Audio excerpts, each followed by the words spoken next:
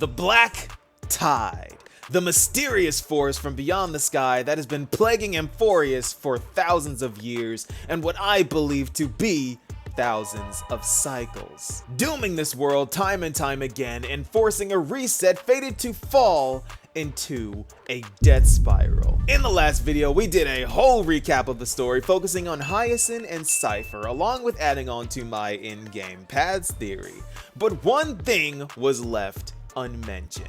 Lygus and the Emperor's Scepter. And in this video, I am going to explain to you how and why they are connected and what this means for Emphorius, along with how much of a threat this really is. Because Emphorius is intertwined with three paths: the Remembrance, the Destruction, and the Erudition. And let me tell you, I glossed over this in a previous video, but it is indeed the worst case scenario. We are in fact dealing with the single most dangerous Genius Society member known to the universe. So let's get into this, because this is the secrets of the Emperor's Scepter revealed.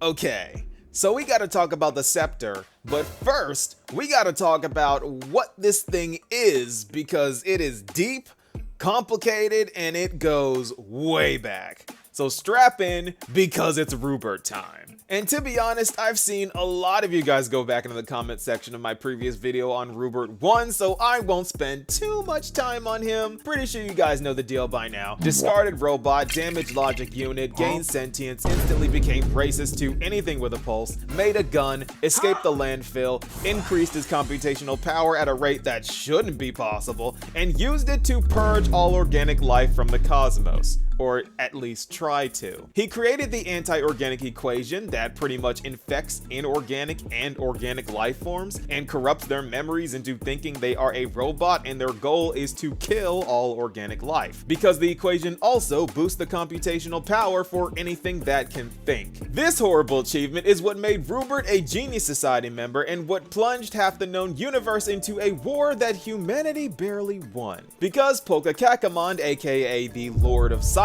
teamed up with the IPC and took him out, also assisted by the Aeon of Equilibrium. And all of that was just the beginning and what I went into more detail on in a previous video. But I glossed over Rubert too, because he wasn't nearly as bad. But he still started a war and created the scepters that we now know today, so we gotta talk about this guy now. And in truth, this guy was just a human that got infected by the anti-organic equation after the death of Rubert 1, and ended up taking on his legacy because he was entirely convinced that he himself was Rubert 1, leading to the Second Machine Emperor's War, also resulting in a victory for humanity. But it was what was left behind that is causing the problems that we currently face today. Because this war caused two things: the Scholar Strife that Herta mentioned, and the creation of the Scepters. Now, the Scholar Strife was basically the aftermath of Rubert 2, because Rubert 2 created the Scepters, which are planet-sized death satellites that are so powerful that 10% of a single scepter can blow up a star. And there were a lot of them. Their original purpose was to serve as Rubert 2's external brain, with each scepter serving as, again, a planet-sized neuron firing off endless streams of information in amounts that not even erudition emanators have been proven to match. Yes, Herta would cry tears of jealousy in comparison to Rubert's raw ability, who, mind you, wasn't an emanator himself. Being gazed at by an Aeon doesn't make someone an emanator. Rubert was just him. Anyway, after his second death, the Intelligentsia Guild claimed ownership of the scepters that were still intact, which was at least 122 of them. And this is what caused the Scholar Strife, because with this much power going around, human greed exists, and people were not happy with the amount of shares they got with the Scepter's fragments. So apparently a lot of violent things happened, which makes perfect sense considering just 1% of a scepter can rival a fleet, and I can totally see what utter chaos the Intelligentsia Guild was up to, also factoring in the fact that they are run by the IPC. Need I say more? Of course I don't. Oswaldo Schneider exists. And Polka Kakamond went on a killing spree, meaning that a lot of these scholars with too much power used it for something that could eventually lead to the end of the universe. So we don't exactly know what went down during the scholar strife, since the history fictionologist of the Enigmata thought it would be funny to distort the records of what happened. I'm not joking, that's the real reason. However, there was a single member of the guild who left something behind, and her name was Patavia Adler Somerville, and she proposed the solitary waves theory. See how one thing kinda just leads into the next? Cause now we gotta talk about something that took me a while to wrap my head around, so I'll do my best to make this as understandable as possible, because things are going to get really complicated now. You see, with Patavia's 10,000th of a scepter, she peered into the mindscape of Noose, and while she wasn't able to understand much, she did take note of a mysterious solitary wave, and this left her with a question. Is the universe predetermined? Because based off of the fact that this one wave permeates the imaginary background, which is pretty much the energy that makes up the fabric of the universe, and this wave has no known beginning or end and never changed, decayed, and was never affected by the distortion of space-time. And since this wave was discovered in the mindscape of Noose, she figured out that this wave was basically Noose thinking about the universe, specifically a moment in time extrapolated by Noose. So, if Noose's thoughts can spread throughout the energy makeup of the universe, does this mean that Noose knows the fate of the universe? That's just the theory. Still with me? Good, because this question stumped everyone for 100 Amber Eras, which is anywhere between 7,600 to 24,000 years. Until one day along came a little girl who loved to play with dolls who cracked the code, ending this conundrum and ascending as the Genius Society's 83rd member, Madam Herta. And you know she was gonna show up at some point because she solved this theory and refuses to stop flexing about it. How? Because Herta discovered a constant, and when the universe's unstable index exceeds this constant, the future would be chaotic and unknowable. However, if this unstable index were to be less than the constant, then the trajectory of the future would be certain. However,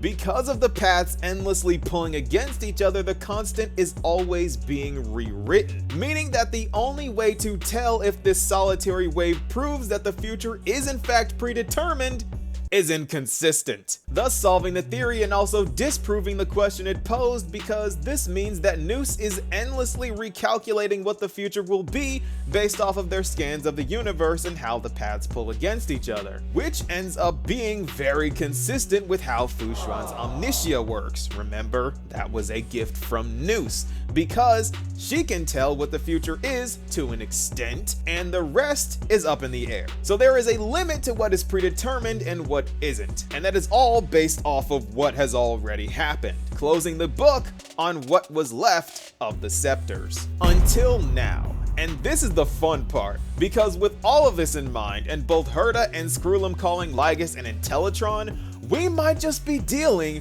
with Rubert 3. And I have found terrifying evidence to support this claim. Because remember when I mentioned that Polka Kakamond started killing the scholars of the Intelligentsia Guild? Well, I didn't mention exactly why. The reason behind this is hidden in the unknowable domain, where you have the point of view of a scholar who was infected by the anti-organic equation due to an accident in the School of Evolutionary Perfection of the Intelligentsia Guild, which was their own problem on top of doing that, because they tried to use the scepters to make a perfect receptacle of knowledge that was loyal to them and literally knew everything, and one of them apparently ended up letting out the Rubert virus. So they all started turning into Ruberts, and Polka luckily showed up and killed them, because if she didn't, we would have more than one Rubert 2s running around, building more scepters. But my point in mentioning this is that Rubert has downloaded his consciousness into the anti-organic equation, meaning that whoever is infected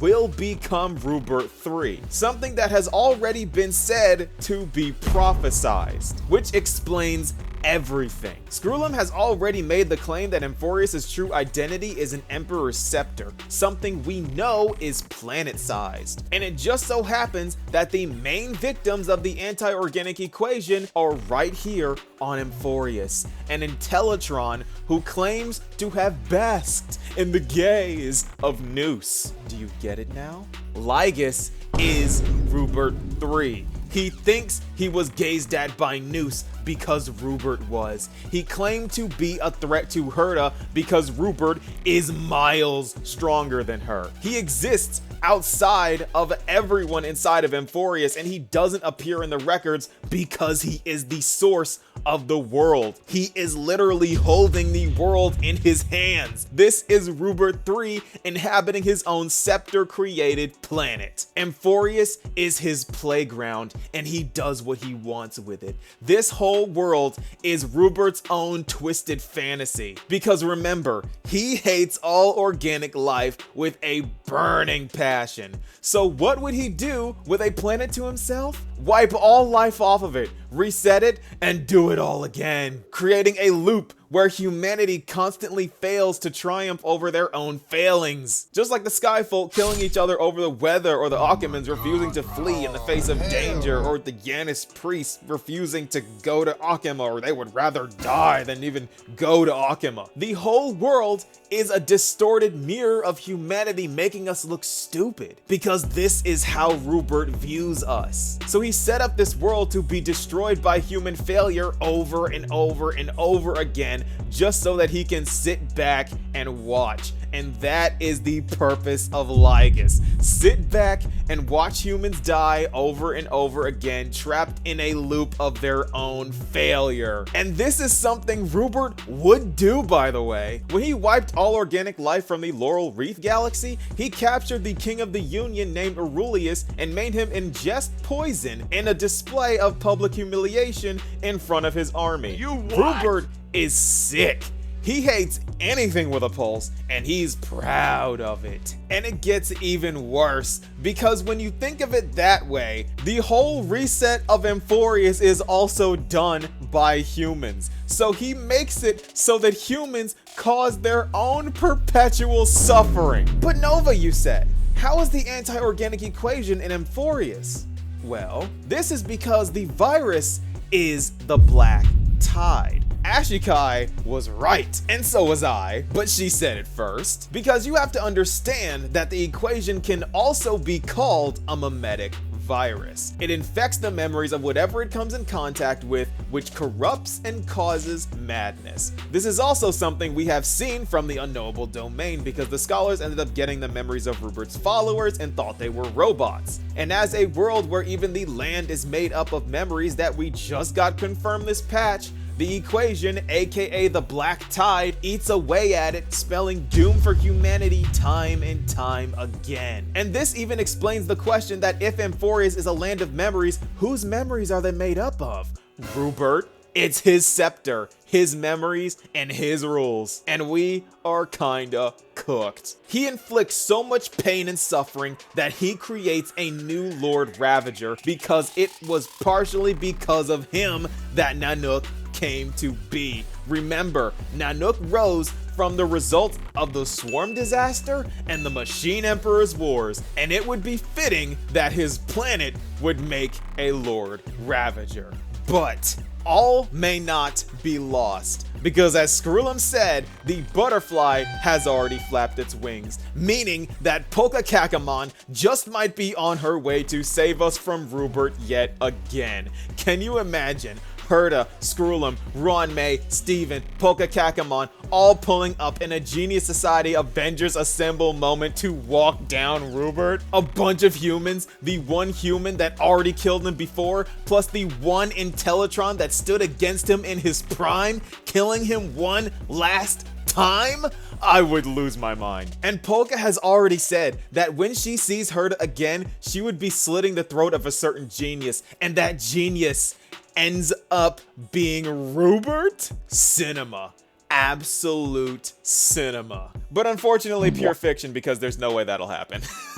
But it could. Crazier things have happened. But What I do know is that all of this has something to do with Noose's memories, because the memo snatchers are after them, the Scepter is already proven capable of reading their thoughts, which resulted in the solitary waves theory, and that was just 1/10,000th of a Scepter. Who knows what this one can do? But what I think we can confirm is that this world was a creation of the Scepter and Amphorius doesn't exist after all. Those who know. Because this is the secrets of the Emperor's Scepter revealed.